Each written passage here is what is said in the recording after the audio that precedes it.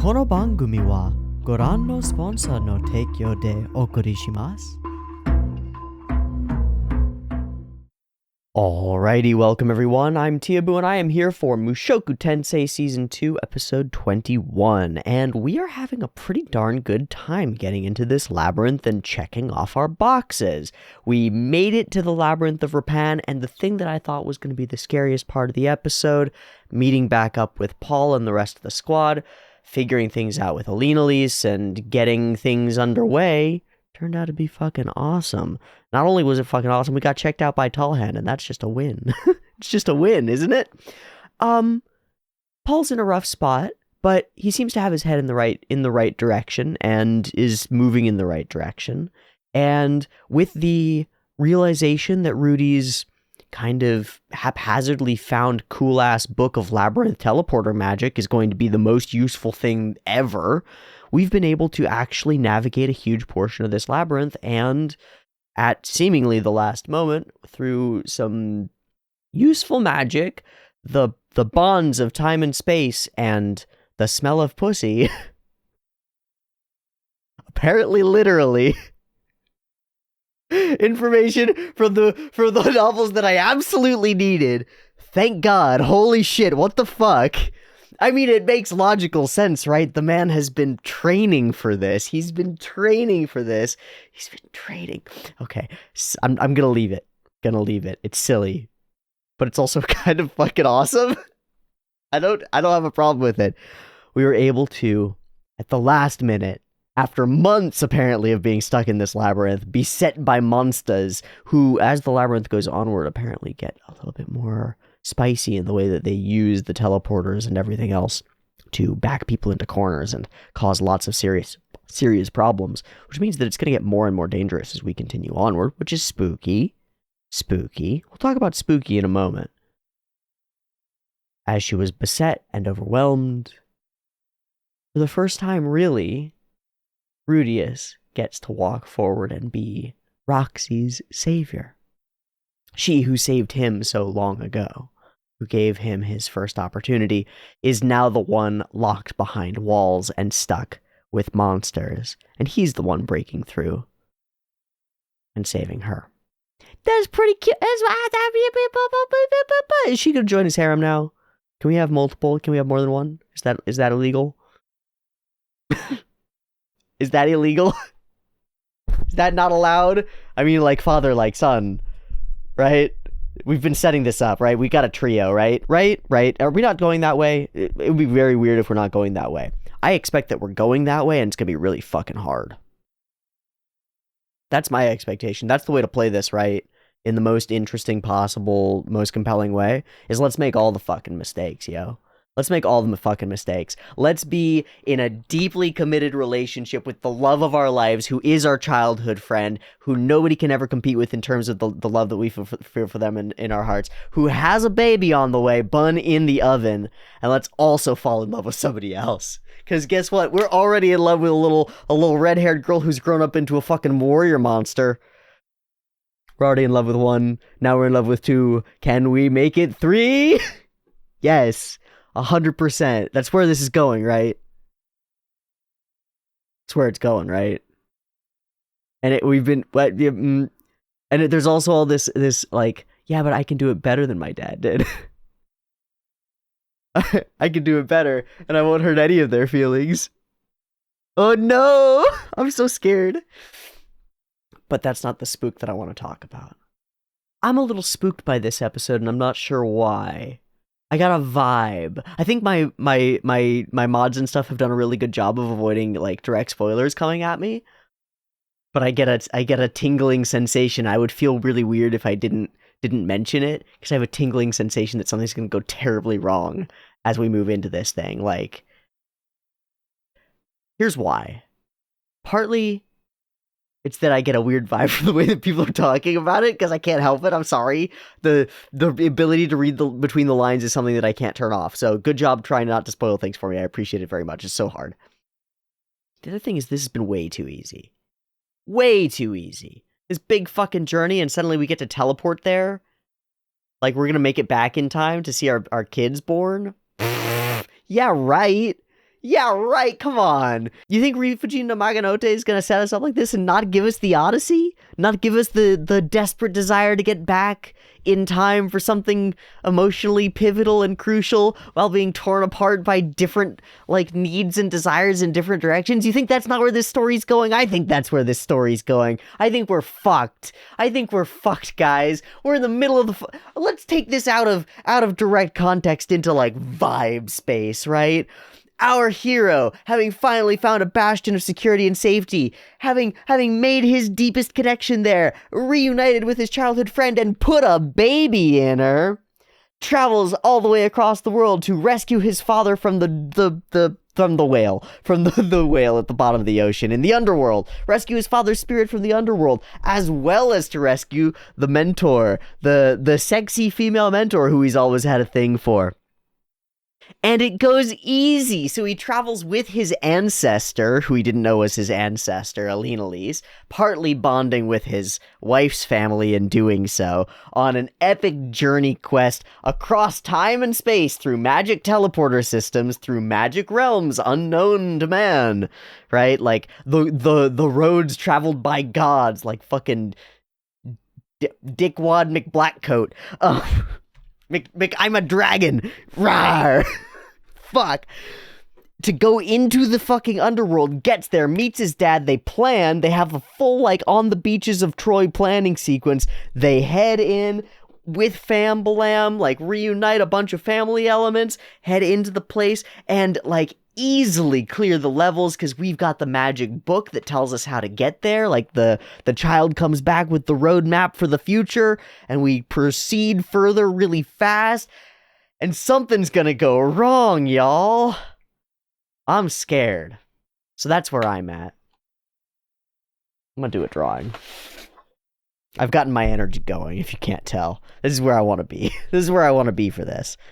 It's such a vibe of a morning. I don't know why. I do know why, actually. This is something that as I bring up the camera, I'll tell you. I had a miserable weekend. I had a fucked miserable weekend. I'm surprised that I'm up here recording today. And that is going to be somewhat related to the... I don't know how to draw this, though. Yeah, I do. Okay, it's like this, like that, and like that. Because this is going to be all... yeah, okay. I had a miserable fucked weekend. I got really sick, like, ate something style sick. And that was not good. And so Friday night was really bad. I was waking up all night and the works, nausea, vomiting. And then Saturday itself was severe dehydration in the wake of that. And then Sunday was just like barely recouping. So not great, not a good weekend, but am mostly feeling recovered now. Forgive me if I feel a little weird or loopy. I might be. I'm still in the wake of being severely dehydrated and having a bad time. So yeah, bear with me, please. And we're just gonna do this. This is what I want. I wanted it to be a wall, but then I was like, how do I draw a wall? And I was like, no, I don't want it to be a wall. I want it to be back up against a wall, right? Like that's the vibe that we have here, is like back up against a wall. I don't know how I would have made this ceiling more ceiling-y. Anyway, it's just a scribble. All we need is a vibey scribble now, anyway. Roxy McGurdia reunited with your boy. God, it's been so long. It's so crazy because we've seen these characters so often outside of each other, but they really haven't seen each other for forever. For forever. This is huge. This reunion is going to be awesome. I hope we get the time to like savor it and we're not just stuck in the rush to move forward towards Enisu. It'd be really great if we could pull out of here and like take the time to get Roxy set back up and recoup and then dive back in.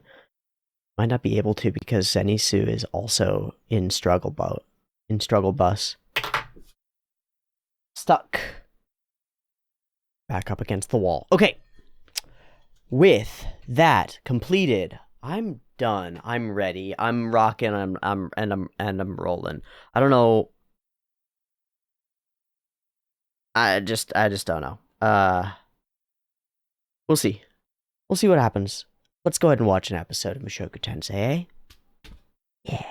So, episode 21 up and ready to go, sitting at 0 seconds. There'll be 2 versions, picture-in-picture in the description, timer on YouTube, beep timer to count you down with early access on the Patreon. Thanks so much for supporting the channel and joining me for this journey through these winding caves of labyrinthiness.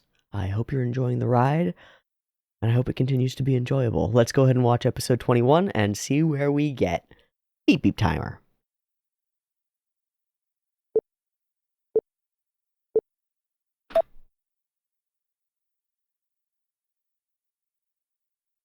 That's almost tongue-in-cheek. Almost goofy. Oh, are we going to show Roxy's side of things? So we did the dramatic build-up for the episode end.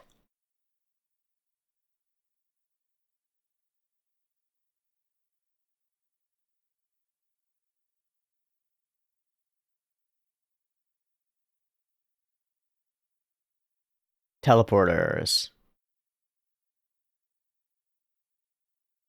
Whoa. Hers? Damn.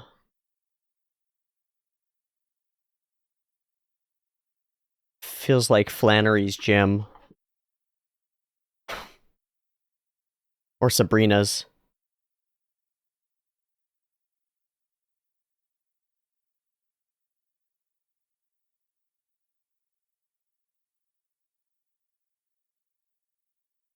Can't die here. Got reasons to be. Yeah. Damn. But will she give up?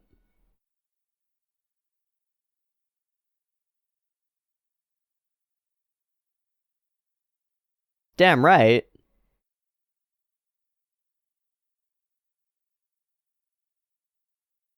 Hey, okay, cool transition to here.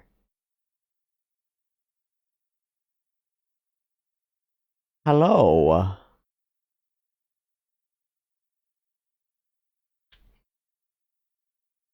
Been looking for you. Been looking for you for a good long while. Keep expecting us to cut to OP and we're not doing it. Aww. Yeah. You don't need hats where we're going. Eh. This. Silly. What? I love it. This is such a silly thing to start. This is such a silly place to start. We haven't seen each other forever. Hey, hold it. We got. Yeah. Fucking sicko. Bullshit, but okay, it's great. Wait. Oh, that's what it is. She doesn't recognize him. Roxy? It's because he's so big and handsome.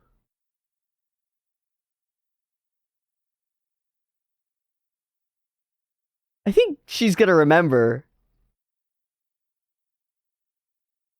Oh, fuck. We are playing it tongue-in-cheek at least a little bit. Okay. It's just because he's grown up, right? It's because he was a little fucking boy. Like, she's still the same. They also age differently. Yeah. No, that's... Okay, it's fine. She hasn't had her memory wipe. That would be fucking... That would be fucking crazy, though. No, that can't... Because she's been traveling around everywhere and doing stuff. And she was like, I have dreams and shit. She's still herself. She just doesn't... Okay. That scared me. That was scary. I'm a little scared still. I'm scared. I'm terrified. I'm horrified. Please help. Somebody hug me.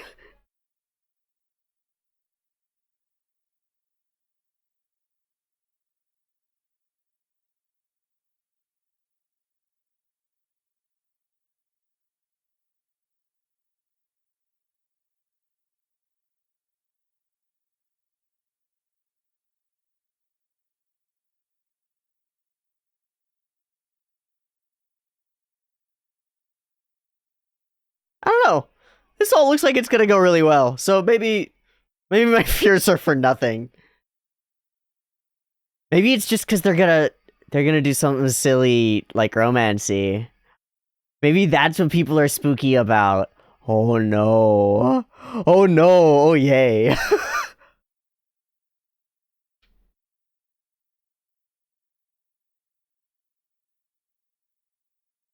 Hi, Goose. I know. Whoa. They're walking real close together, eh? Thanks, Tall Hand. Why don't we just skip that? Say where that? Does she remember you? Oh my god, we're going back to town? Okay. Remembers Tall Hand. Wait, we're not gonna cover the hi, it's me, Rudius Grey Rat, your boy son. That's not. Okay, she remembers Rudy. Yeah. Hmm. You just grown up. Okay. For sure. Stuck in this.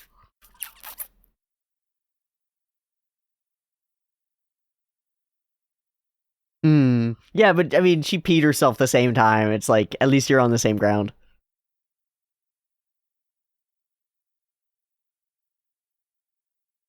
Oh, when you sniffed her? Yeah. Yeah, you might want to clear that with somebody before you take big, deep inhales. Holy shit, she's home and safe. What? I guess I wasn't scared of anything. Okay, we're good. Maybe we're good. Holy fuck. Ohio. Please don't perv too hard. Too much.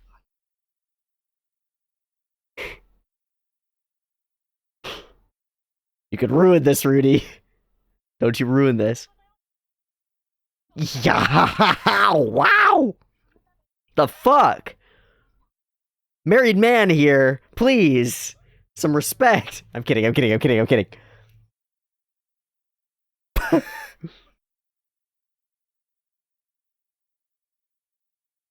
feel like that's not quite right.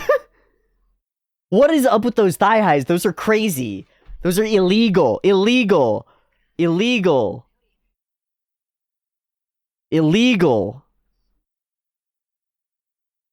That's what we want, love.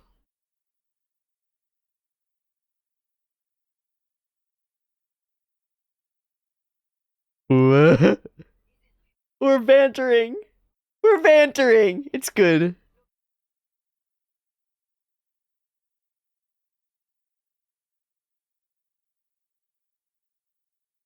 It's so weird having her look up at us. It's so weird. Yeah. Oh, and she mentions it too. We're focusing on it in the framing. They're gonna get spicy.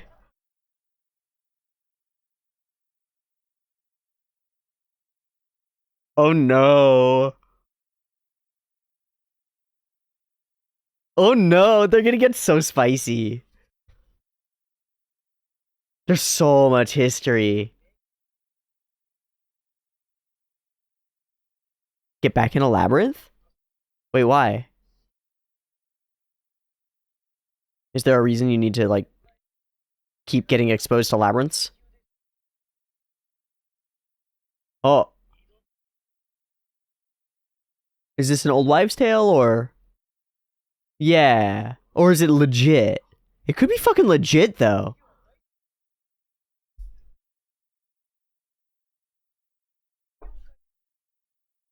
What if... What if curses are actually just how trauma expresses itself in this world? Like, it's not a how we see it, but it's actually the way it is. Like a Lena Lease. Like a Lena Lease. That's fucking fascinating. Never thought about that. We use it so often in, like, Chainsaw Man and Jujutsu.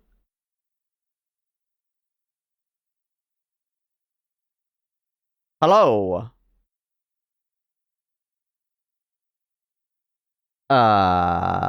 Excuse you?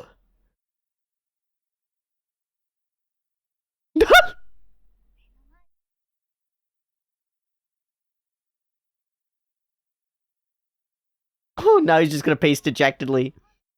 Bam. A little much, bud.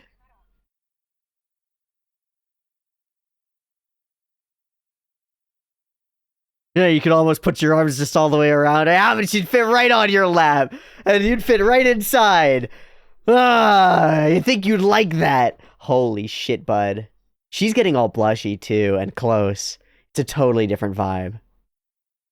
It's a totally... Dude, she's super into you. Oh, no. Dude, it's that she thinks you're tall and hot.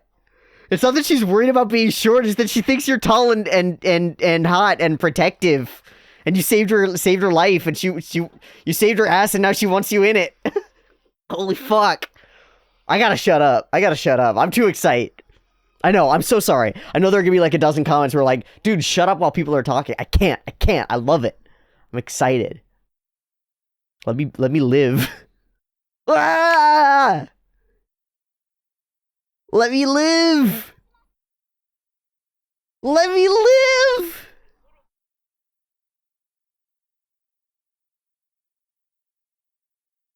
They are cooking.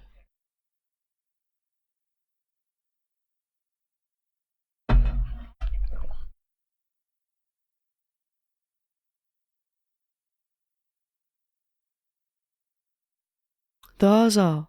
Oh! Strong physical contact. Bro.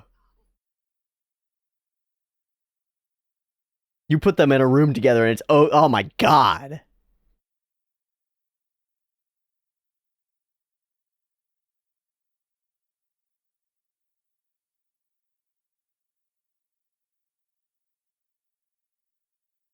That's a date. Oh, little fun labyrinth where we can just be alone.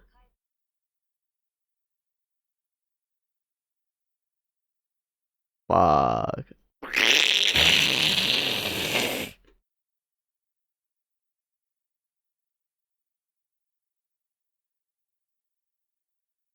Mm-hmm.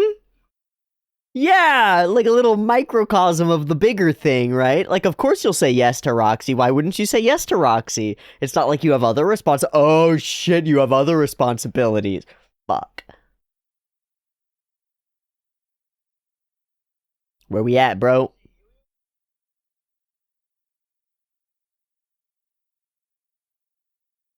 Let's be smart.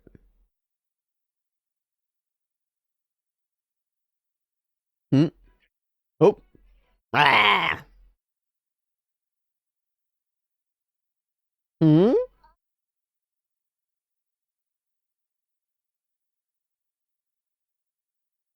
Cool.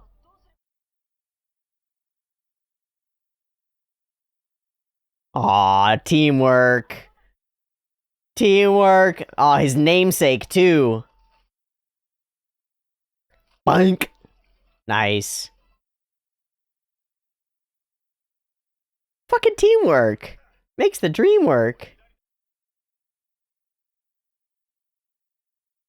That's cool.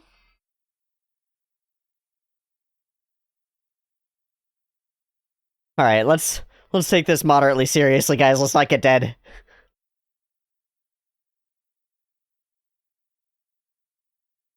Oh, that looks awesome!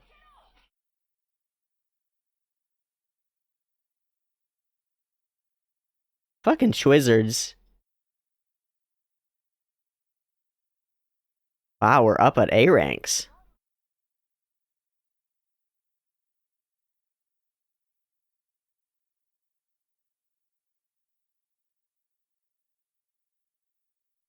Hmm.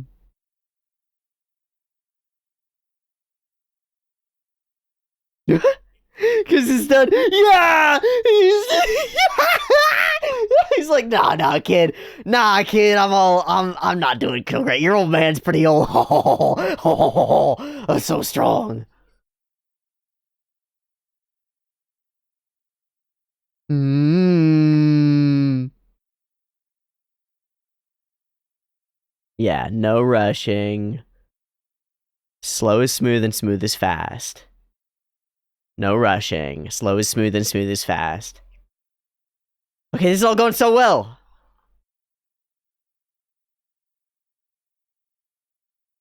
Shira's full clothes.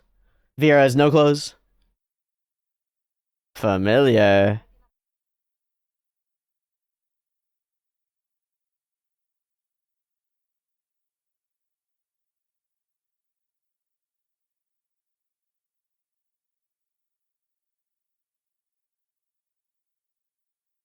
Hmm.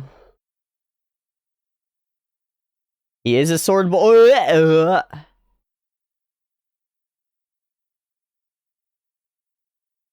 A lot. Yeah. Looked magic. Oh my god, the time when you cross. We get to catch up on all these things and be all friends. This is so good. Yeah. Found him too, for the most part.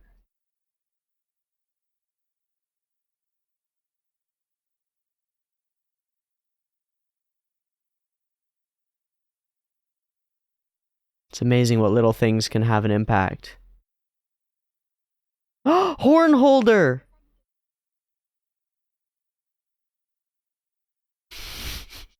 He believes in her so much. Uh,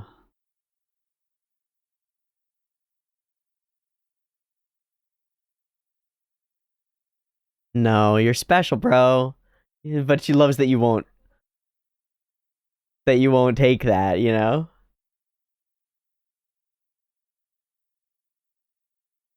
It's like you both grew each other. It's like you should be in love. Shit.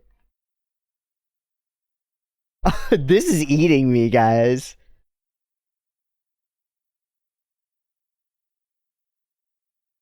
Fuck yeah. Oh, and we cut to. Did we get her that cool sword? Yeah, we did. Wow. Even though it was way too much, we still did it, huh? Blew through. She's on 6, man. Sage? Ooh. Get out of here.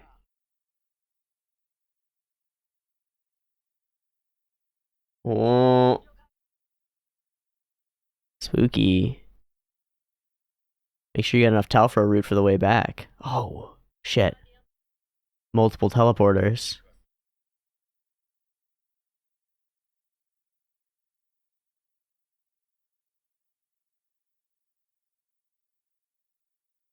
I love this track. Same one at the beginning. Oh, really? So we don't have a... Okay, so we're in a different place now. What?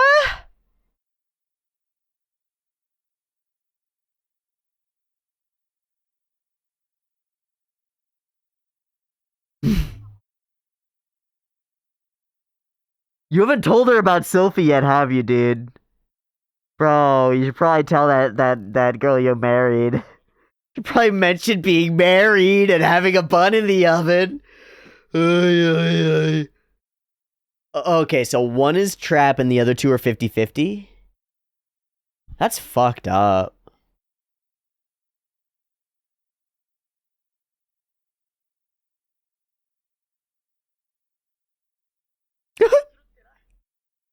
Interesting.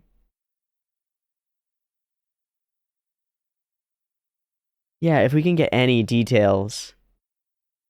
Oh boy, what a responsibility.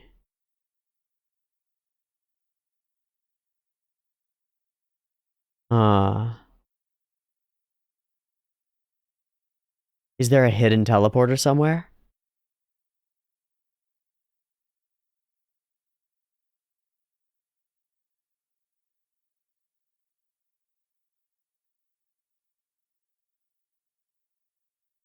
Hmm. Poke all the walls like Dark Souls. Whoa, not a chance. Very certain of you. But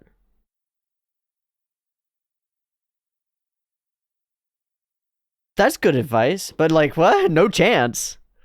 But what if though? Oh, man to man. Oh, he's gonna. No, tell me! Come on, man! No, don't you... Now I'm scared. I was about to say, now I'm scared. That's death flag, dude. Don't you fucking do that, Paul. He's been fine so far, though, so. He wants to tell you that Roxy's in love with you, bro. It's a metaphor. It's a metaphor. It's a metaphor. It's a metaphor for women.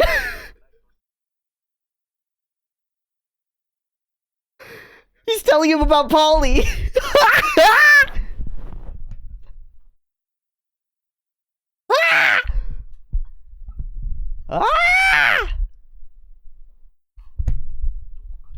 What? What? What?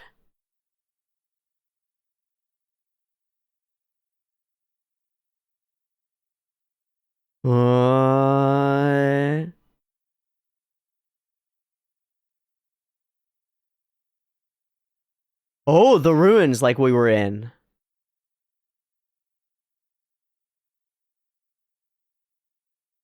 There's another... There's a hidden teleporter down under there. Go, thief, go!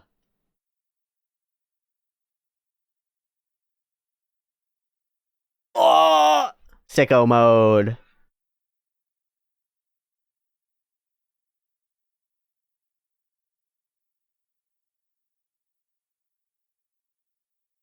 Let's tingle wingle. Bam! That looked dope.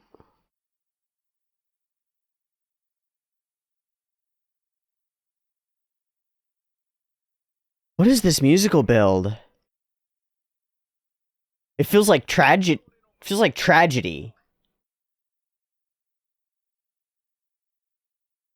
Suddenly Orsted walks out and starts murderizing people.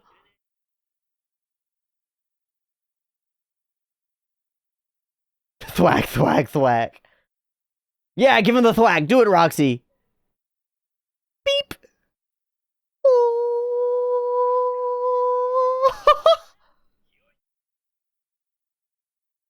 Oh, that is a weird color.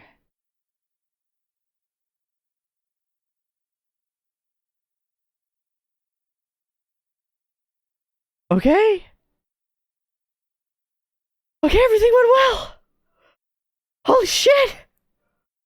Oh my god. I got so spooked for nothing, I guess. Oh my god. I'm still spooked. That was really... The music at the end scared me. The whole episode scared me. I don't know why I was so tense the whole time. So fucked up. I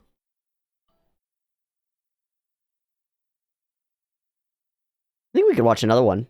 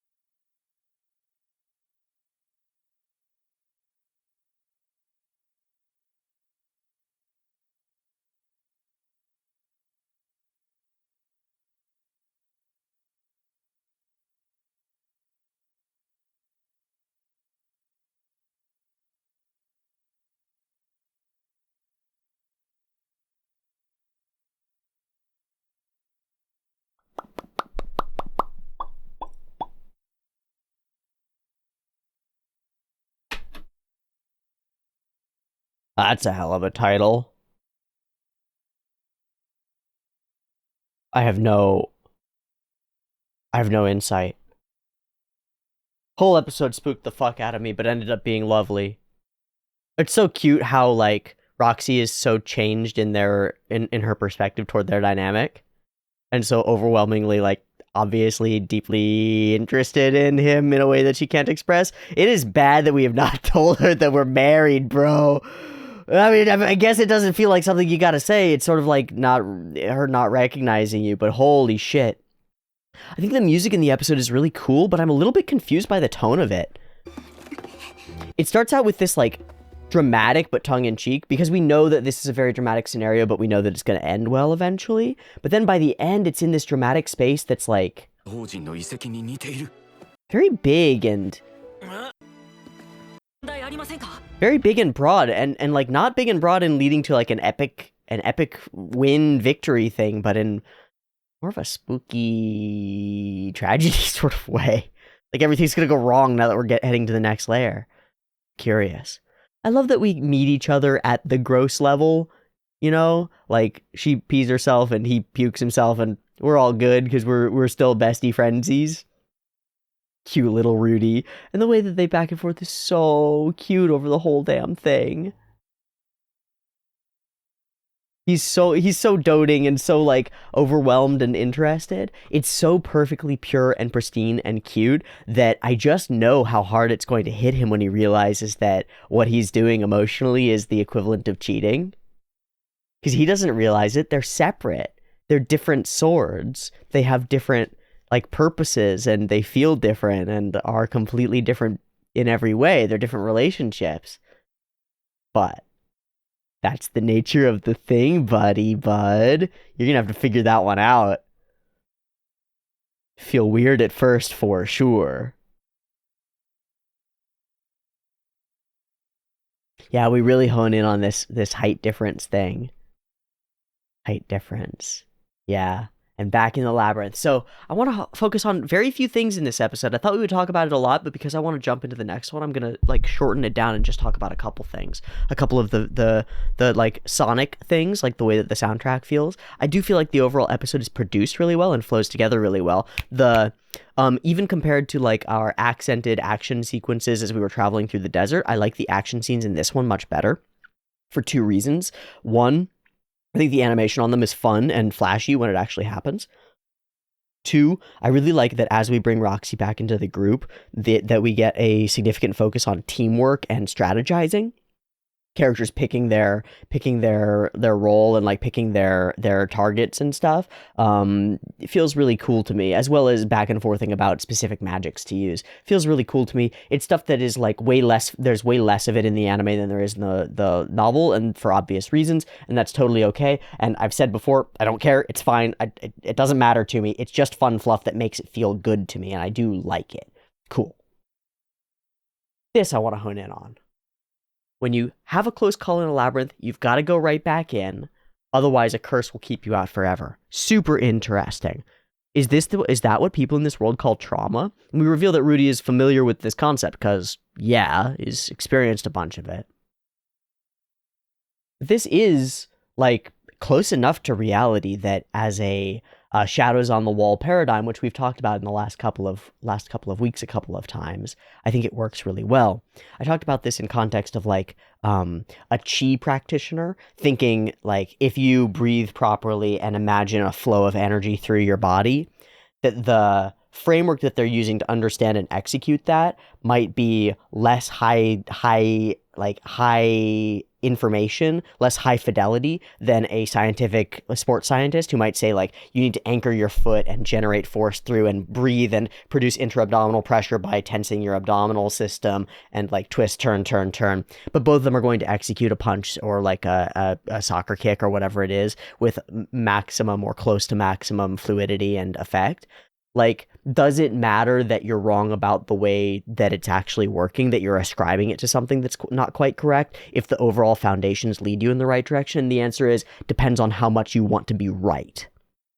Truly. Like, how much do you want to be right about the thing, and how much do you want it to just be a useful thing that you can put away? Because if you just want it to be a useful thing you can put away and don't want to think about it too much, then those like more broad scale, it's a curse, it's a spirit, it's a ghost, it's God, you should do those things because God says you should. Those sorts of frameworks can work really well for people who don't want to investigate further and understand the like real underlying motivations underneath that. I'm a person who really likes to understand those underlying motivations. And so when somebody says like a curse will keep you out forever, I, like Rudy, I'm like, is that actually a physical curse that's actually a part of this world? Or is that the way that trauma is experienced in this world by people? Is that the way that they frame it?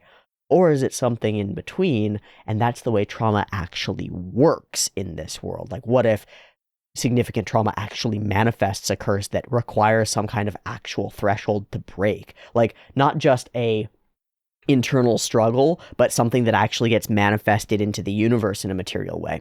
Example, Alina Lise. If Alina Lise underwent some form of sexual trauma that puts her in her current position, there may be something that must be broken about that.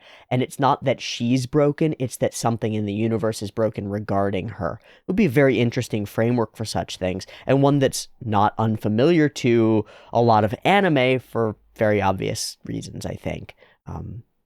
Japan has immense animist and Shintoist traditions. So, like, the idea that spirits manifest in everything around us and that our emotions and emotional states and, like, traumas and stuff might manifest as curses and spirits as well is an ancient and well-established one in the traditional ancestral Japanese mind state. You know, it's like, it's deeply rooted in the culture in multiple ways, in every facet possible. So it's unsurprising that that would be something that would come up as something interesting, or an interesting framework or paradigm for evaluating traumas. Here, I'm very intrigued by it, and I'm very curious if we're going to learn more about it and more about curses in general, because they do seem to be a real thing in this world. Alina Lise has one, and it's pretty real seeming. Doesn't seem like just pure nympho trauma, you know? Like, it seems to be a little bit more than that. And so I would imagine that a curse will keep you out forever. The way that they speak about it with sincerity, it's kind of like pirates speaking about how if you fall off the boat, you got to go swim in the ocean backwards for, 3 laps around the ship and drink 2 gallons of salt water over the course of the next 6 weeks, or you're gonna, a bird's gonna poke your eyes out. It's like, that's a little silly, pirates, but you do your traditions that you need to do to feel safe. But it also feels like these are significant magic users who aren't fucking around, and they're like, no, actually there's a curse. And they say it with the same clarity that they say, like, oh, this root will actually wave away the enemies that we find, and we shouldn't use that kind of magic for this kind of fight. It's the same sort of sincerity, and so you take it in the same sort of stride. That is the interesting thing about this sort of a group of people, when they say those sorts of things with the same sincerity, right? The pirate guys will tell you, you got to tie yourself up in a storm, with the exact same sincerity that they'll tell you if you fall over, you've got to do 3 laps overboard, backstroking, and drink a bunch of salt water. They'll tell you the same thing with the exact same amount of sincerity, even though one of them is ridiculous and the other one is just perfectly sensible, because in their heads, they're exactly the same amount of sensible. And that might be true of this squad. It might be exactly as sensible to them to be like, fucking curses, gotta go get back on the horse, you'll never be able to ride again, and don't use mud on mud enemies. They'd be the same level of interesting. I don't know. I bet that's how this world sees trauma. I'm curious. Down to the 4th stratum, a whole book. Pacing, cuteness, closeness. I bet she'd fit on my lap. What do you think, Arodias? Do you think maybe you should mention that you're married? No? Doesn't come up in your brain? Doesn't reveal it? It doesn't even feel like it should be a problem, huh? Like, why would it be? She's just your old childhood friend who you've had romantic inclinations towards since you were a tiny baby boy, and you've kept her panties in a box. My goodness. And then the leaning against each other, and then we'd imagine hey, would you like to do this sometime together, with the feet rubbing together and everything? It makes for a fun adventure. But she's saying that because it's like, it's this third party thing that's like fun on its own. It's not like I want to come with you and spend all my time with you. Please, alone in rooms. We can clear all the monsters and then we'll have an empty room. Do you understand what I'm saying? Wink, wink, wink, wink, wink, wink. Fucking hell, Roxy.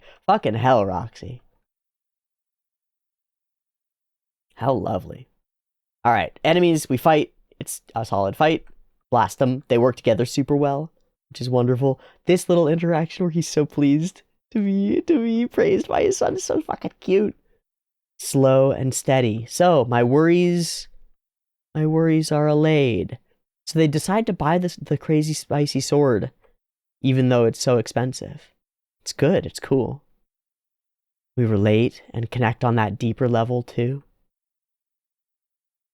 As in the same way that Paul does to Rudy, Rudy, well, it's not the same, right? For Paul, it's like faux,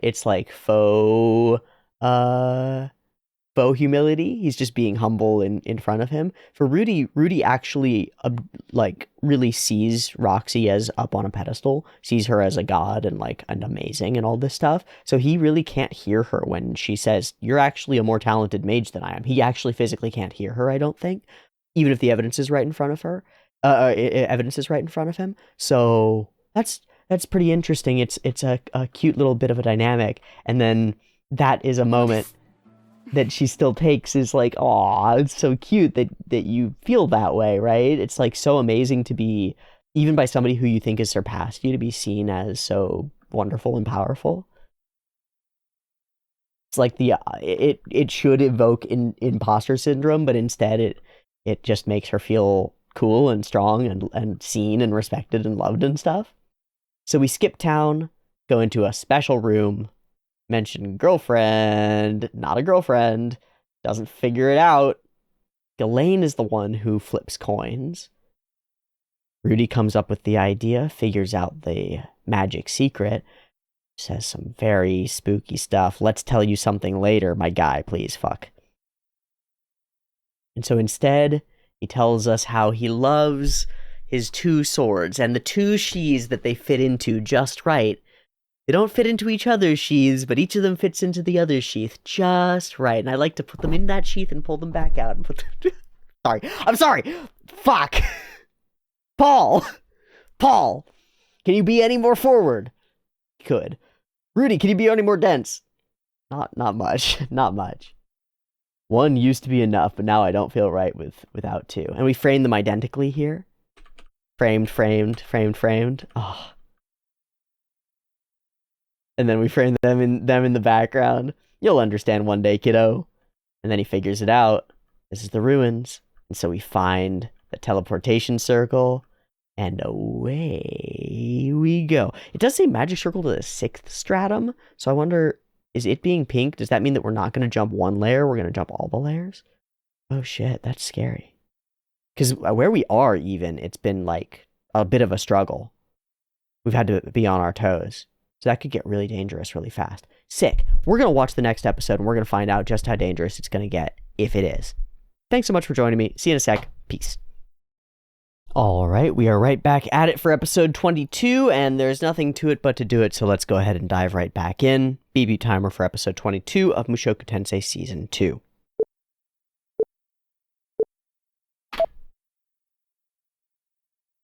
Pink. Gamer lights.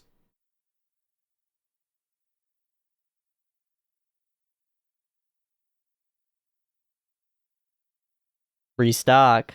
Okay. Soundtrack again. Now I'm scared.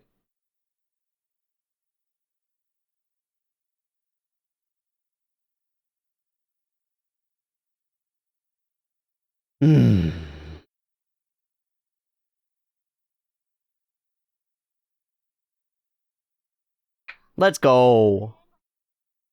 Yep. Yep. Everybody say your things. Aww. Cute. All right. Squad up.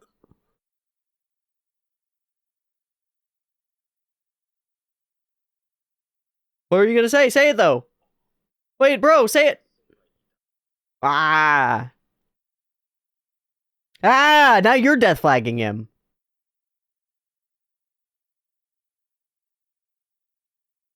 All right, what do we got? An OP? We got an OP.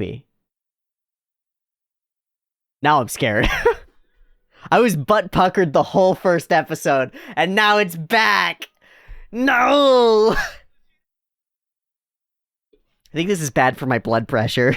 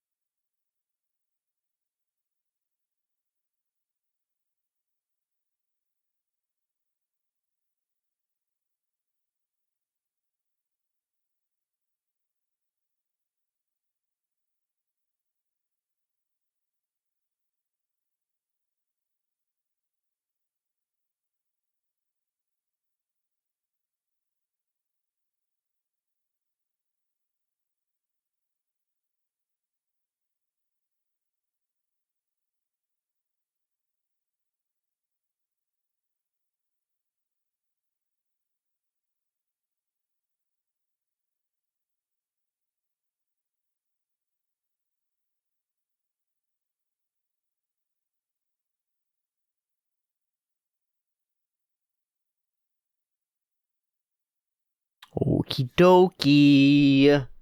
A new layer. Ooh, spicy layer. Ooh, boss battle layer? Looks like the OP boss battle. That's what this is meant to be, isn't it? Whoa, boss battle. Let's leave. Let's bounce, bro. Wait, is Zenitsu here? She's here! Yo, chill, chill, chill. Whoa, he's rushing! Fuck, bro! No, no, no, no, no, no, no.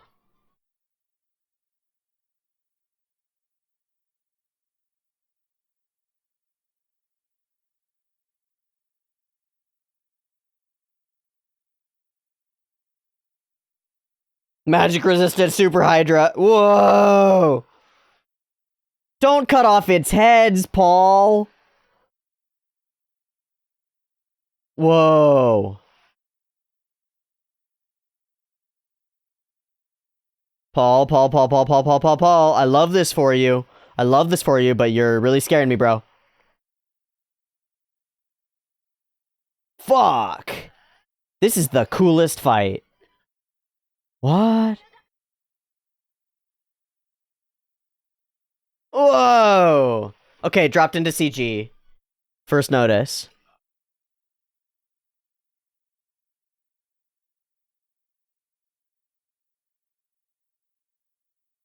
Why is it magic resistant? Oh, it's got counterspell or something. Retreat, retreat, retreat! Retreat! Oh, and it regrows. 2 heads? Just 1. Yes! Oh, he can't, he can't. He's gonna get himself fucking killed.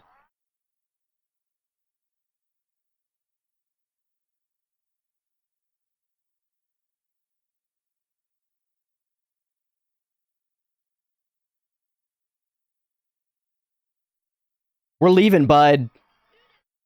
Okay. He listens to Alina Elise. Holy shit.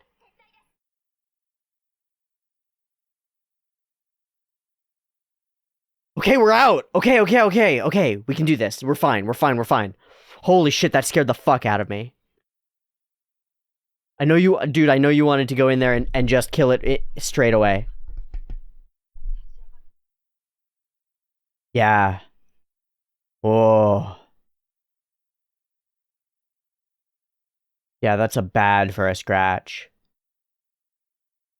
Yeah, he feels helpless and worthless, man. It was, dude. It was. 100%. Whoa, don't say that. Go touch him. Go sit with your dad, dude. Don't ask things like that. What the fuck?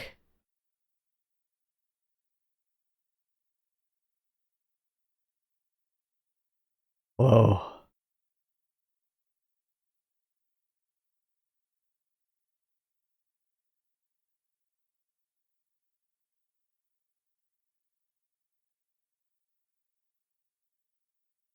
Because I'm trying to save her, man.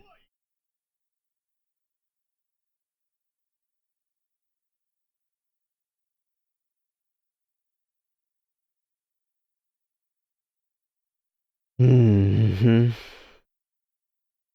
But she's still the spark that woke you up, man. But I get it. Yeah, cooler heads prevail. I know that he's pissed about that, but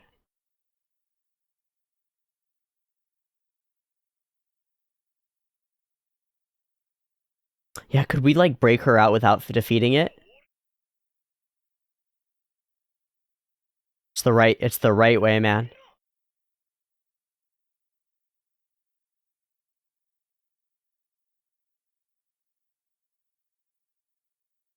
Yeah. Watching somebody else's family struggles is fucking rough.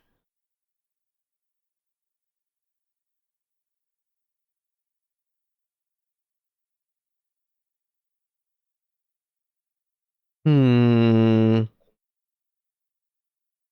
Mm-hmm. You just need to emphasize that the focus is on saving Zenitsu. Yeah, he'll take anything.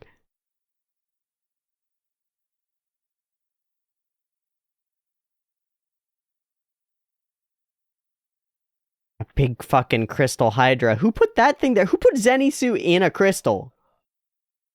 And magic resistant. Who made this thing? It's like cruelty. Like somebody did this intentionally. Manatite? Like it's crystals made of mana?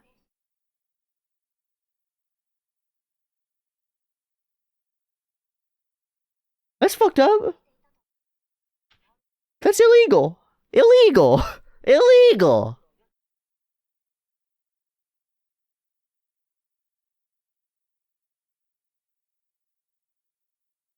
Dangerous. So you gotta one-shot it? So you gotta one-shot it? Yeah, use that D&D logic, bro. And the original Greek logic. What if it doesn't fucking work, though?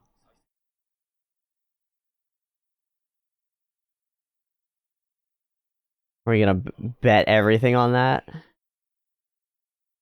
What if it doesn't work, bro?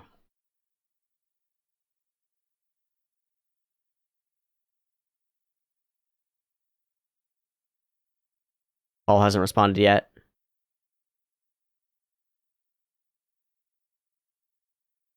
Yeah, we want you all on board.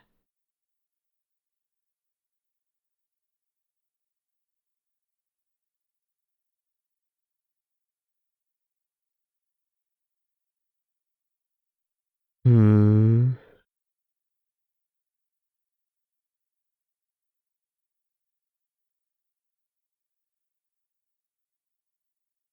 Hmm.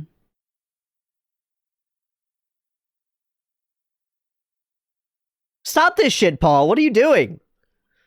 You setting yourself up, bro? What do you mean it all ends with this? What the fuck are you talking about?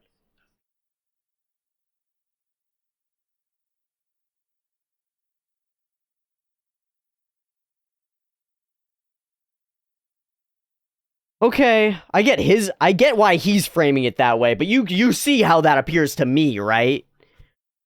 You see how that appears to me.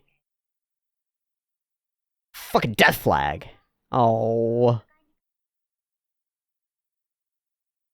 At least I'm not gonna be overwhelmingly surprised by it.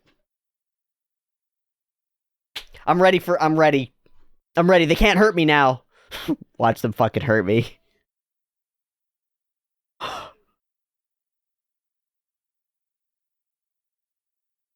Ah!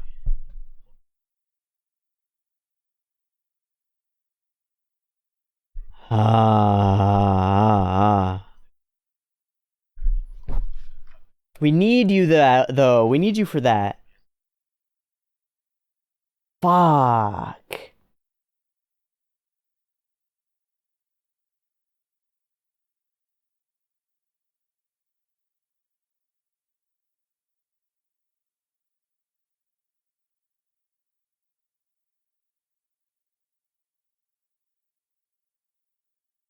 Damn.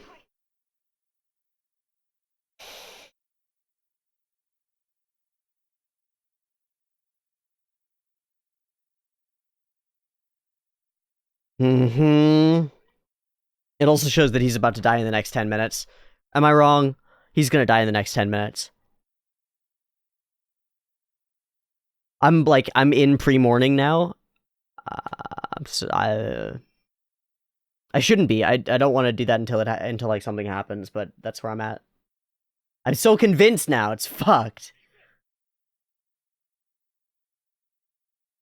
Whoa.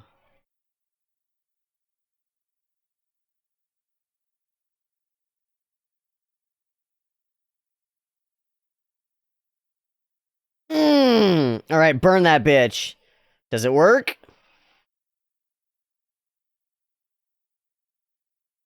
Not quite. All right. Let's try. Come on, Rudy. This is why you trained sword fighting as well. Together! Backpack! Ah!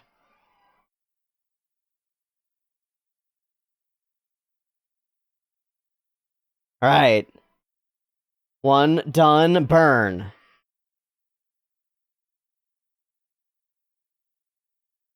No zing. Burn, baby.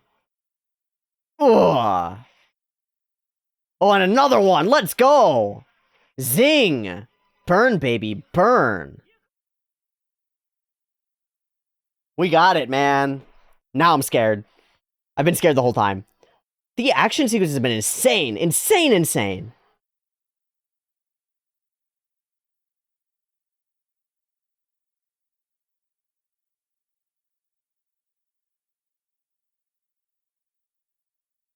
Whoa! This is the coolest group battle. I mean, we haven't really seen much group battling. This teamwork's awesome. Yo, we're getting there. We're getting there. Just don't slip. Just don't slip. What a fight. I'm so spoiled by cool fights now.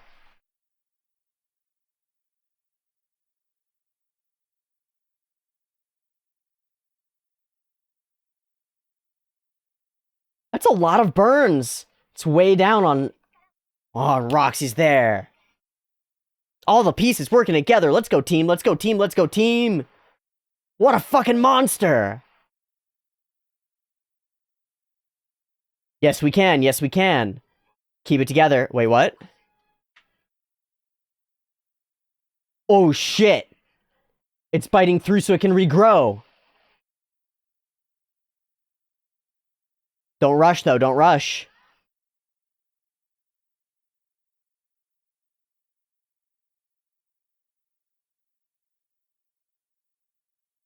Okay, in a pinch.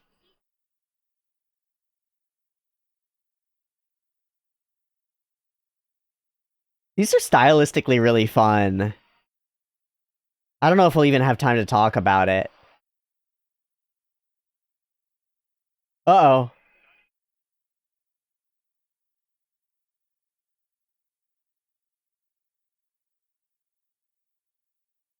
Shield! Oh, and Roxy goes for the big hug.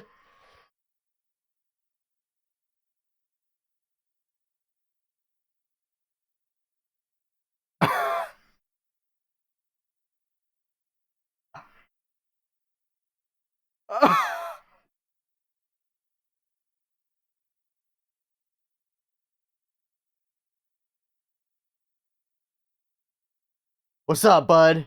Let's go. There's like 2 or 3 more, right?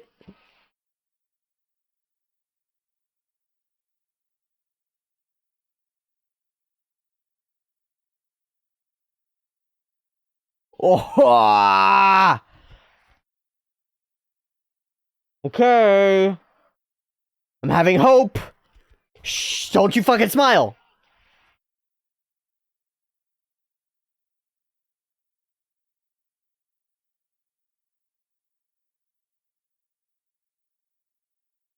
No, no, no, no, no!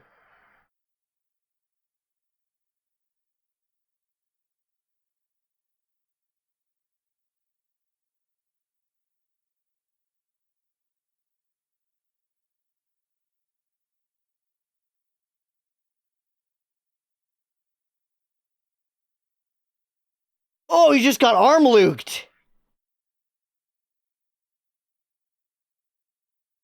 But what happened to Dad? What happened to Dad?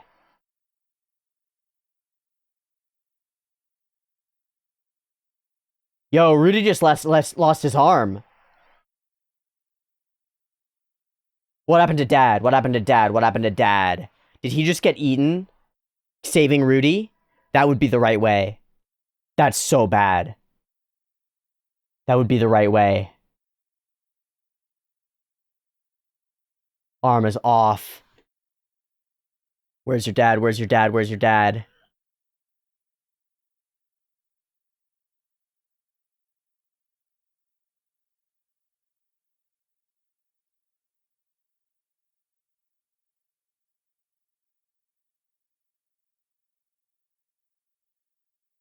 On himself.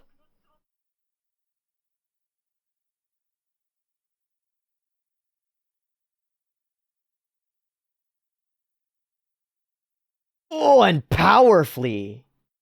Not all the way, but powerfully.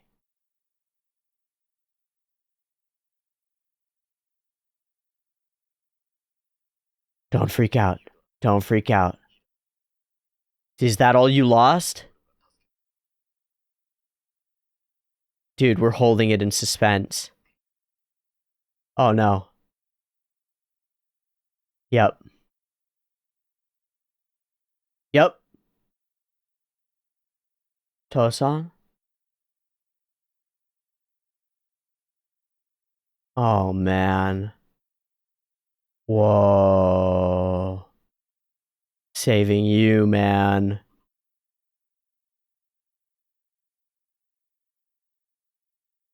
Perfect fight.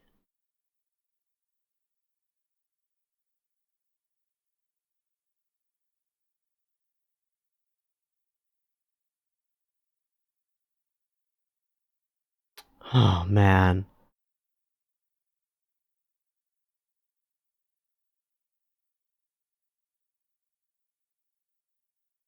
No time for last words.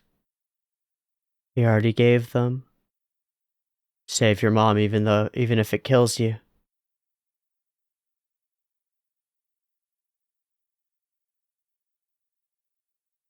Yes?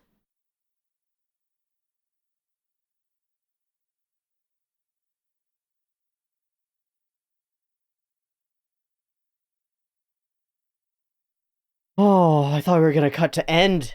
We're gonna do anything after that? How can we do anything after that? Are we carrying his body out?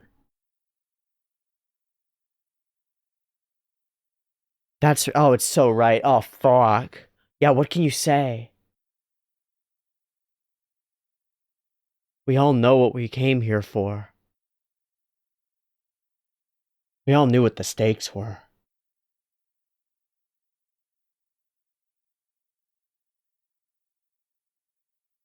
Oh, there are still 3 minutes. What are we gonna do? Oh no, oh no. The joy and then the drop. And then the drop.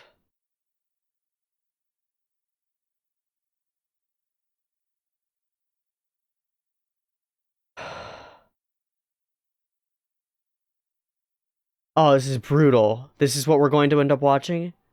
Just watching the news be given? Fuck!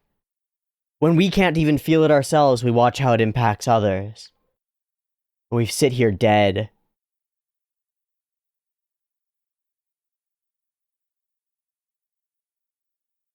Oh.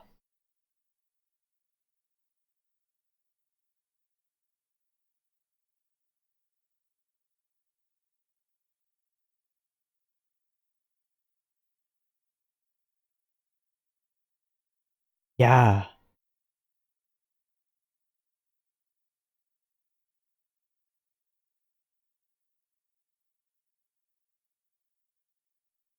Moths to a flame.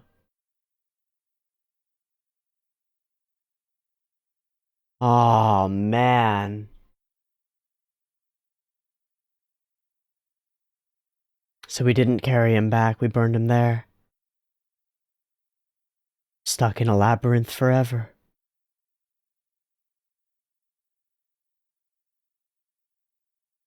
Sparks. Ah, oh, fuck. You don't even get that, huh?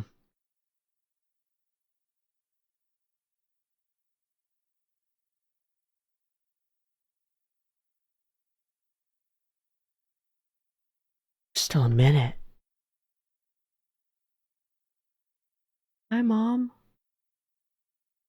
Was it worth it?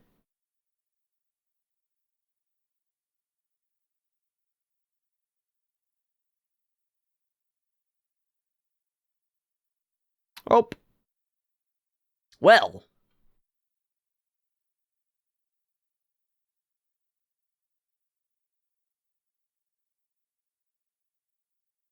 God, if she asks where Paul is as her first words. Or no, totally no memory? Full amnesia?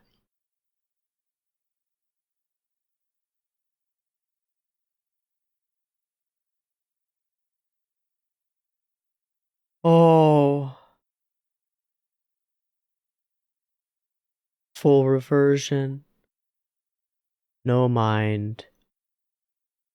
And so everything we've lost.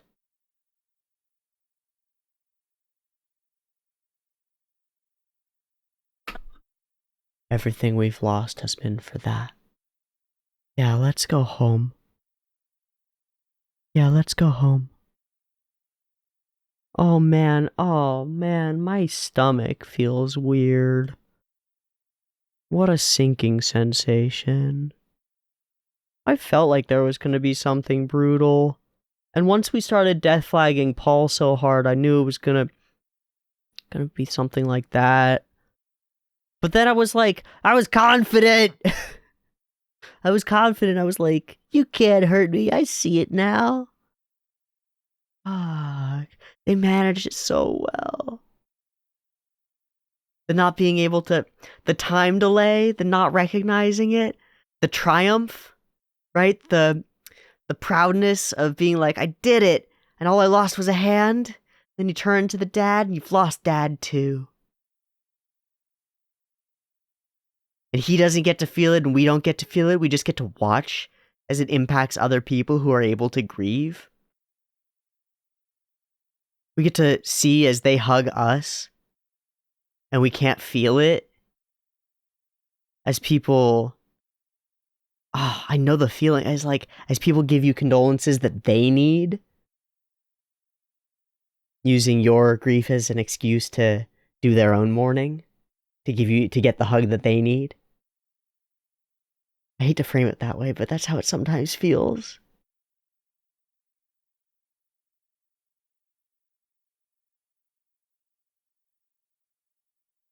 So as a new life is ushered into this world, eventually, Paul leaves it. He said what he needed to say, and he passed on what he needed to pass on, but man, that was well done. What a marrying of the most extravagant animation episode that we've had in a while. It's been a while since Mushoku's been really spicy fun. Like, I was thinking about it when the OP was playing. Mushoku looks really good. Backgrounds and overall art and the lighting and everything are really, really particularly excellent looking, but it's gotta have that flair, you know? Been getting spoiled by Free Ren and Jujutsu and stuff like that. It's gotta have that spice, that sauce, especially compared to Free Ren. Bam! What do we get? We get a spicy episode in a couple of fucking ways. All the quiet preparation, heading into a deadly possible trap.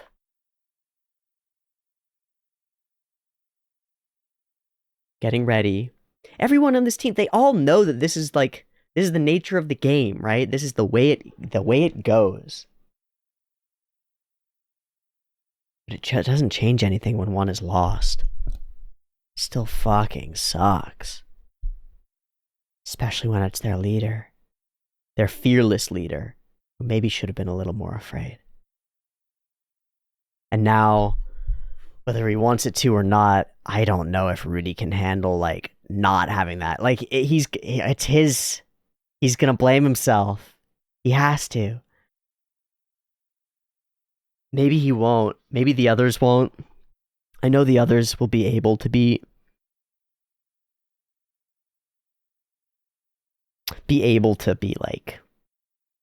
to not blame him or be dicks about it, but sucks. Fuck, man.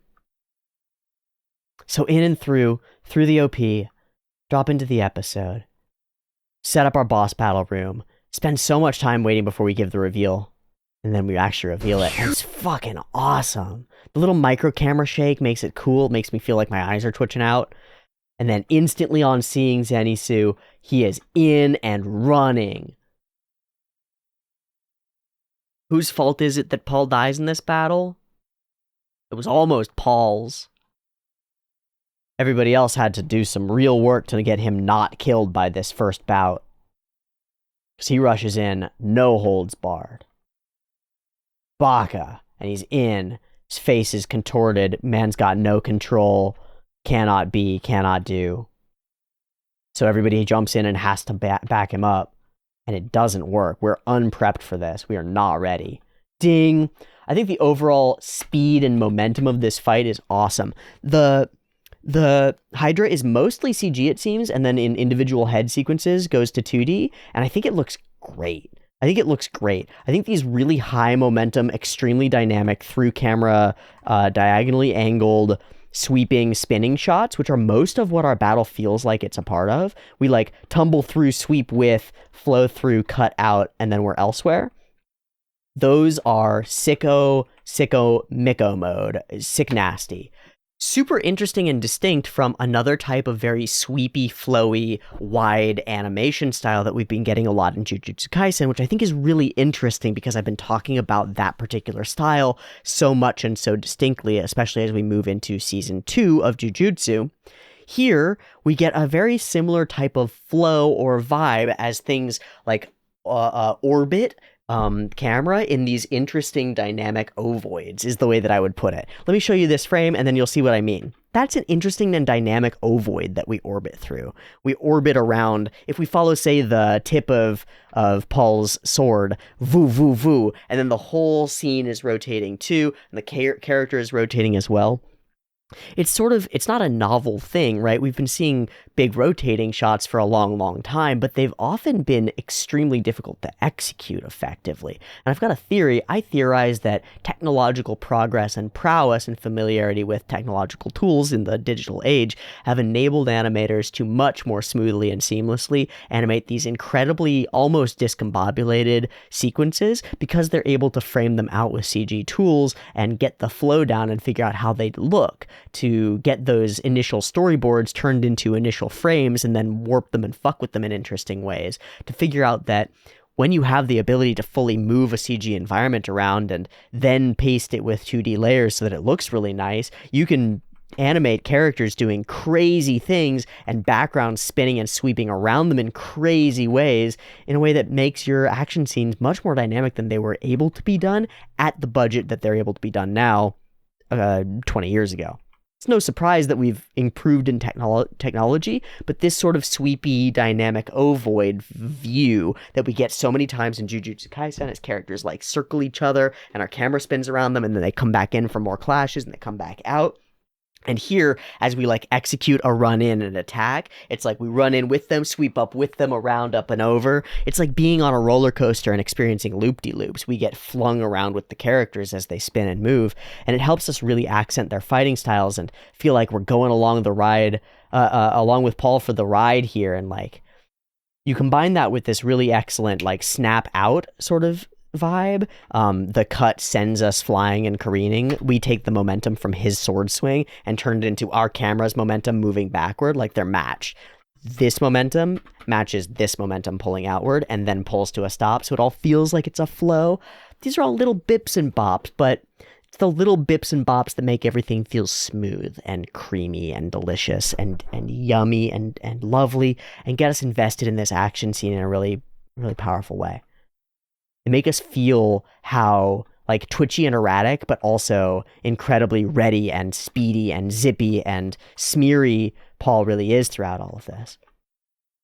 It's a really incredible set of sequences. And beyond that, the thing that makes it maybe my favorite fight, I mean, probably my favorite fight in Mushoku Tensei Season 2, including the first part, I think so, will come in later as we show other characters' roles and we start having everybody jump in and do their own thing and jump in the moments that they're needed and then flow together. Like when we call for healing and Roxy's there, and then we call for something and Tall Hand is there to block, or Alina Lise is there to block and parry. It's like, it's so sick, and each piece of it flows and impacts so well. So this is 3 scenes or 3 cuts. Alina Lise runs up, and comes all the way up to an Obari eye, like big eye to frame, and then we hold, and then thwam. And the thwam she gets battered, and then and then bam, beats it backward with the shield, and then goes in, and this becomes incoherent because she sort of like starts to swing, and it becomes all like eyes and directions. It's just scattered eyes and directions in layers that wipes us to our next thing. Swoop, bam, nani? And then we're cutting over to another character and they're executing something. And we're cutting over to another character and they're executing something. It feels like a team battle. And this moment is so sick. Oh, God. I wonder what that feels like. It's almost a reference to something, but I'm just not sure what. It just feels like I've seen that before. Sicko mode. Thicko mobe. What do? Yeah, we should retreat. So, Geese goes in, smoke bombs, and begins to pull him, and we find out just how hard Paul is to manage when he's the leader. Not fucking turning back. But this is deeply emotional and understandable. So we find out that the dynamic of this group works. Aline Elise can be stern and actually pull them through. So they do. To the magic circle, and away, and we're out. Little bit of healing, and Paul can't get over it. Right? Sorry, I'm calm now? Not calm. Now, that was Zenitsu, I know it. I don't think try to calm down is the right thing to say here. But that's a personal opinion. I think it's a pretty broadly held one, though. When you tell somebody who's not calm to calm down, it usually doesn't work. Just being calm with them and letting them have the time to not be calm is okay. My move in this situation, it's hard because it's not my dad, right? I don't get to have these experiences with my dad right now, which sucks and makes this whole episode very hard for me to watch. Because, well, I don't know if my dad will get to say what he wants to say to me. I don't know if he'll let himself have that. I hope so. But in any situation like this, I would go and sit next to the person and offer just sharing space. I wouldn't try to tell them anything about their current mental state. And I wouldn't ask questions like this. It's a silly question to ask. I understand Rudy being torn up about it. And situationally, Rudy would be the one freaking out and Paul would hopefully be the one strong, but it's often not that way. Rudy's got a different sort of experience with trauma, different sort of mental outlook. What I would do is sit down next to Paul and I would say, that was definitely Mom. We're going to get her back. We have to make sure that we do it smart. Let's make sure that we come up with a plan that's not going to fail, right? Like, angle and orient everything that I say after that as under the umbrella of we're on the same page and our primary and sole and exclusive goal is to get that person back. Like, we're on this, man. We're in it together. The way that Rudy approaches it ends up, like, unintentionally driving a wedge between them because Paul is so on edge and so antsy and so freaked out. So you want to, like, we've talked about this before. The only way to get somebody to do something is to convince them that it's something that they want and that it'll help them. So, like, how do you convince Paul to calm down? How do you actually get his nervous system calming down? By demonstrating to him that that's the mode that's going to get him closest to his goal. And that's how you do that, by saying, like, we're in on this. This is the goal. We're going to do this. It's going to be good. I'm here with you. Let's figure out this strategy. It doesn't go that well because it ends up being a freak out. Rudy he didn't really see until this moment how fucking terrified his dad it was. Everybody else steps in. Your mother, how can you be so calm? They have butted heads before because they are different temperamental people. You're not acting too calm. And it's not because you didn't have contact with Zenitsu. It's because you're in mission mode. It really is. It's not because this is so close to you. It's because you're close to this, but you've also, like, emotionally prepped for it. And when you got here, Paul was already frayed. Rudy's here fresh. And ready to, like, struggle. He's down for the struggle, right? Paul can only take so much more struggle. It also has been a long time. It's farther away. So we dig through the facts. What kind of way is that? And finally, Geese steps in. We get everybody to sit down to talk it out. Let's make ourselves a strategy.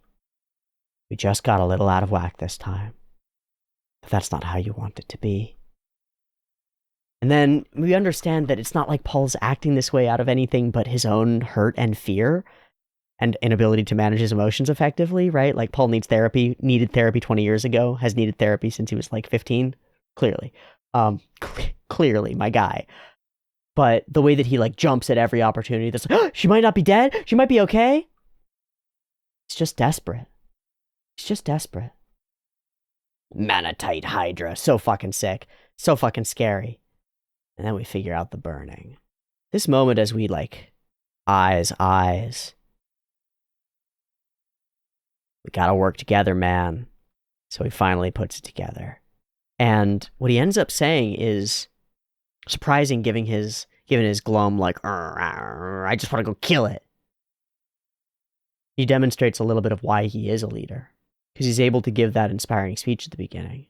Not super inspiring, but it's like, fine, if this is the way, then we're going to go all in on it. And all of you have been here for me this whole time, and I'm so sorry for having asked this of you. I'm not going to ask any more of you.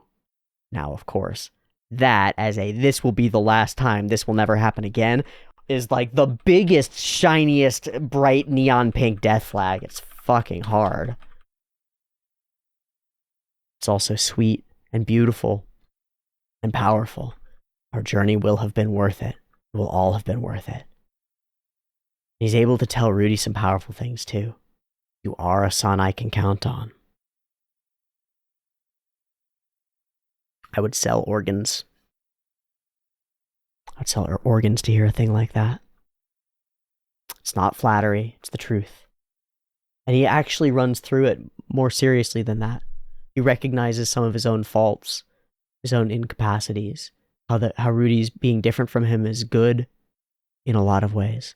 How his calmness and that difference in temperament is good.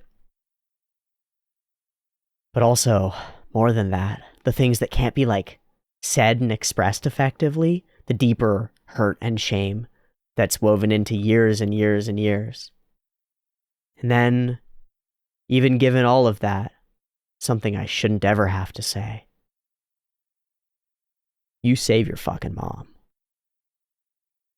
And so we see eye to eye. And Rudy knows what it means. And so in we go for the fight. And the second half of this episode ends up being spectacular.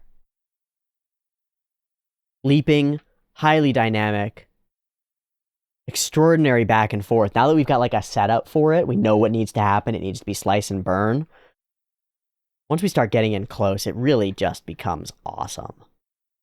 These close-up faces as... it gets so chaotic in the middle, it's like I'm not quite sure where we're at or what's moving. But then we hold these still frames and show everything, and it reveals itself to me. It all locks in for a beat. Now! And we're timing it perfectly, and all the accents hit, and all the... there are so many moments of these, like, zoom out for a big fireball on a still frame, right? So many of them. And so many of them are so different looking. It's really cool. There are a couple of... There's the Roxy one when she does flamethrower, and it's so different looking. Oh my god. Or this when we block, and Paul is there, and that sets us up for the next one. Paul is already there. He's biting off more than he can chew, maybe. The sparks that fly are going to echo the sparks later. Shit. The tangled mess of serpentine scales and horrifying Hydra heads. Serpentine scales and horrifying Hydra heads. Our ability to go slow-mo, fast-mo, and keep it coherent, and then discombobulated when we want it to be... I'm sorry for overusing discombobulated. It's just my favorite word for like, what? Boom! I think this is where it really sparks up. We smile together, and we're rushing in, and everything's going right, and we're fighting hard, and we're spinning and swooshing, and the smears are like kind of like nothing I've ever seen before. And then we get this amazing fireball thing. Whoa! Look, I've seen a lot of fire in the last couple weeks. We just watched a bunch of fire-filled Jujutsu Kaisen episodes that have some of the coolest and most unique fire I've ever seen. This is different. It's unique. It's its own style. It sells me on it. It feels awesome. Call for cover, we get cover, and it's just barely there. Wham! And then we call for healing because we back up who needs to be backed up. And they're there, and we're healing, we're smiling, we're all in it. It's all beat, beat, beat, beat, going, going, going. Another spin out. Boom! Another fireball, a different artist. Different animator, obviously. Boom, boom, running. Move it, Roxy. And Tall Hand tumbling is so sick. Boom, boom. So much action, so much momentum. Everybody reaching out to save each other. Everybody risking their lives to save each other in every moment of this fight. I owe you, I owe you, I'll burn it, I owe you. All the way up. Till something's not right. Until it starts biting off its heads and regenerating. Until we lose our whole framework, right? Our whole teamwork thing. Because now Alina Lise is firing off ice and solidifying a head. And now Roxy is firing fireballs, right? Or flamethrowers. It's now not quite the exact setup that it would be. Because it would be a little bit different. And now, boss battle at the end, fireball. It's so cool. This is so cool. It's like re-entry through orbit. It's so cool and big and huge and awesome, and I love it. Big flay. Big slam. Spinning and winning. One more to go. Just a moment. Just a moment's hesitation to smile. He's out of the way. He kicks him out of the way. Fine. But now we're just barely blocking a couple of blows one after another. Bam, bam. And incoming. He's not watching. He's watching Roxy. He's overwhelmed. Boom. He doesn't register it. He just sees the target. Blasts his hand in and stone through the sides. It tears his arm off, but he cuts its head off. And the last flamethrower goes down. Enormous impact frame. And we've felled the beast. But after the timing goes off, after we're right on that edge, all those times when Paul jumped in and saved people, all those times when everybody jumped in and saved people, Paul was the only one, and he didn't have the time to get the angle right. So he made his choice. Save my son, even if it kills me. He gave Rudy a command. He had one of his own.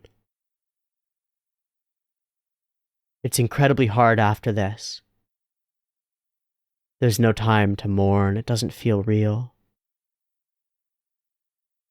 There's no blame to be blamed. It's not like Paul did this stupidly himself in that first battle, right? We could brush it off and be like, well, you know, fool being a fool. Nor is it like clear and obvious that he made the sacrifice in a particular way to get Zenitsu, you know? Instead, it's like, it's half Rudy's fault, and half just the nature of going and dungeoneering, and half Paul being a good fighter. Good enough to save his son, but not good enough to save both of them. It's too complicated and too much. At a certain point, I don't know that you can grapple with something like this quickly. I certainly cannot. I know that maybe you were hoping for me to dive really deep into the way that this feels and like really, really soak in it for a while, but I don't know if I have the capacity to. That's ouchy. That's really ouchy. Even seeing it coming, even feeling like I saw it coming, it's really ouchy. We had just reconnected and done so with a degree of like respect and valuing each other. There was so much of a future open for Rudy and Paul. A grandchild. A wife. A whole future life. And now, as we've been struggling and tripping over ourselves to save one parent, it's like we trade them out for the other. And now, at the end, I mean, it's wonderful to have Zenitsu back, right? But now at the end, finding her broken and not all there mentally doesn't feel like a fair trade, even if it's what Paul would have wanted. His last act is to smile faintly here as he sees his son.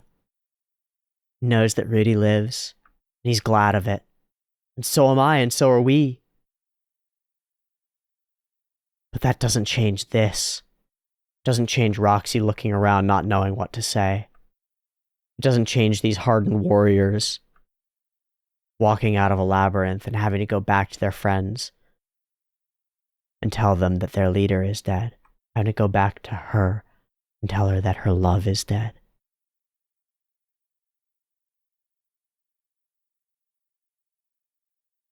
The fire burns and the sparks fly, but there's nothing for us to take with us.